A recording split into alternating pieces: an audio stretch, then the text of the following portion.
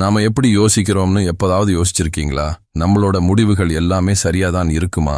இல்ல அதுல ஏதாவது தப்பு இருக்கா? நாம சில விஷயங்களை ஏன் நம்புறோம்னு யோசிச்சிருக்கீங்களா? இந்த மாதிரி கேள்விகளோட பதில் தெரிஞ்சுக்கணும்னா வாங்க நம்ம உள்ள போலாம். நாம இன்னைக்கு பயாஸ், அதாவது காக்னிட்டிவ் பயாஸ் பத்தி பேச போறோம். காக்னிட்டிவ் பயாஸ்னா என்னன்னு கேக்குறீங்களா? சிம்பிளா சொல்லப்போனா நம்ம மூளை சில நேரங்கள்ல தப்பா யோசிக்கிறது. இதனால நாம எடுக்கிற முடிவுகள், செய்யற செயல்கள் எல்லாமே தப்பாகிறதுக்கு வாய்ப்பு இருக்கு. ஆனா இது ஏதோ புதுசா வர்ற பிரச்சனை இல்ல.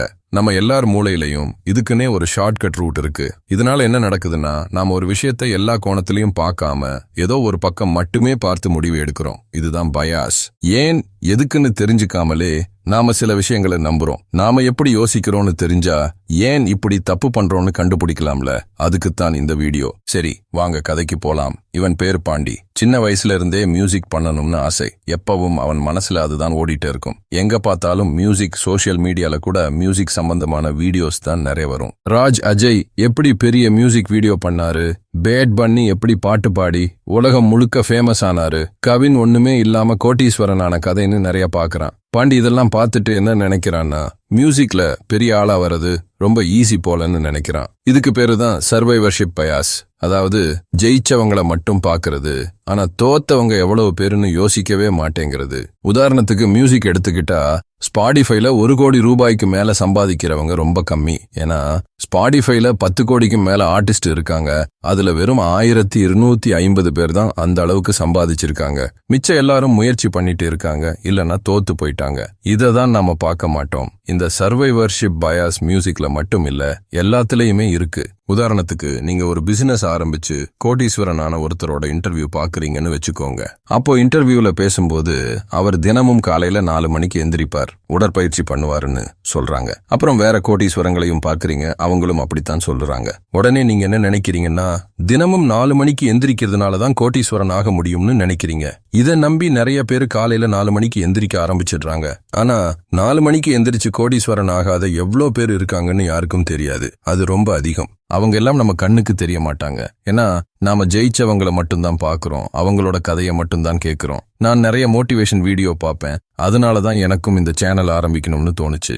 ஆனா அவங்க சொல்றது எல்லாத்தையும் பண்ணி எனக்கு வரலன்னா நான் வருத்தப்பட மாட்டேன். ஏன்னா அதுக்கான வாய்ப்பு ரொம்ப கம்மின்னு எனக்கு தெரியும். ஆனா இந்த பயாஸ் இருக்கு பாருங்க, இதுதான் நாம இன்னைக்கு இருக்கிற நிலைக்கு காரணம். எவ்வளவு பேர் வாய்ப்பே இல்லைன்னு இருந்த விஷயத்த சாதிச்சிருக்காங்க.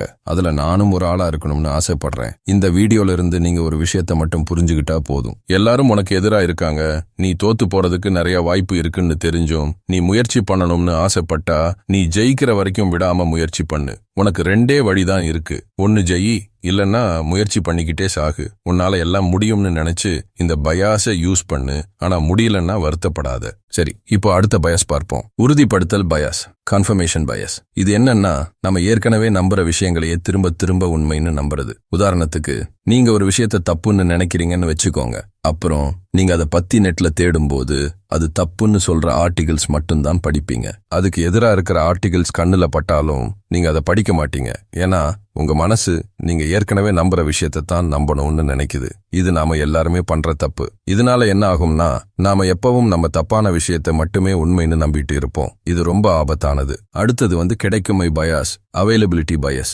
இது என்னன்னா, நம்ம மனசுல ஈஸியா நிக்கிற விஷயத்த ரொம்ப முக்கியம்னு நம்புறது. உதாரணத்துக்கு ஏதோ ஒரு சினிமாவுல ஒருத்தர் கார் ஆக்சிடென்ட்ல இறந்து போற மாதிரி காட்டுறாங்கன்னு வச்சுக்கோங்க. அதை பார்த்ததும் உங்களுக்கு கார்ல போறதே பயமா இருக்கும். ஆனா நிஜத்துல பார்த்தா கார் ஆக்சிடென்ட்ல சாகிறத விட வேற விஷயங்கள்ல சாகிறதுக்கு தான் நிறைய வாய்ப்பு இருக்கு. ஆனா நீங்க சினிமாவுல பார்த்ததுனால அது உங்க மனசுல பதிஞ்சிருச்சு. நீங்க கேள்விப்பட்ட, பார்த்த விஷயங்களை வச்சு ஒரு முடிவுக்கு வர்றதுக்கு பேரு தான் இது. இன்னும் ஒன்னு இருக்கு, அதுக்கு பேரு நங்கூரம் பயாஸ், ஆங்கரிங் பயாஸ். இது என்னன்னா, நாம ஒரு விஷயத்த முதல்ல கேட்கிற ஒரு நம்பரை வச்சு முடிவு பண்ணுவோம். உதாரணத்துக்கு ஒரு ஷர்ட் 300 ரூபாய்ன்னு சொல்லிட்டு அப்புறம் அது 200 ரூபாய்ன்னு சொன்னா அது ரொம்ப கம்மியா இருக்க மாதிரி இருக்கும். ஆனா அதே ஷர்ட் முதல்ல 200 ரூபாய்ன்னே சொன்னா அது அதிக விலையா இருக்க மாதிரி தோணும். நம்ம முதல்ல கேட்கிற நம்பர் வச்சுதான் அதுக்கப்புறம் யோசிப்போம். இதுக்கு பேரு தான் நங்கூரம் பயாஸ். சரி, இதை நாம ஏன் தெரிஞ்சுக்கணும்னா, இந்த மாதிரி பயாஸ் இருக்குன்னு தெரிஞ்சுக்கிட்டா நம்ம கொஞ்சம் ஜாக்கிரதையா இருப்போம். மத்தவங்க பேசுறத மட்டும் நம்பாம கொஞ்சம் யோசிச்சு பார்ப்போம். நாம என்ன தப்பு பண்றோம்னு தெரிஞ்சுக்கிட்டா நாம கொஞ்சம் புத்திசாலித்தனமா செயல்படலாம். இந்த வீடியோல நீங்க பார்த்த எல்லா பயாஸ்களையும் நல்லா தெரிஞ்சுக்கோங்க. உங்களுக்கு ரொம்ப யூஸ்ஃபுல்லா இருக்கும். இந்த வீடியோ உங்களுக்கு பிடிச்சிருந்தா லைக் பண்ணுங்க, உங்க ஃப்ரெண்ட்ஸுக்கும் ஷேர் பண்ணுங்க.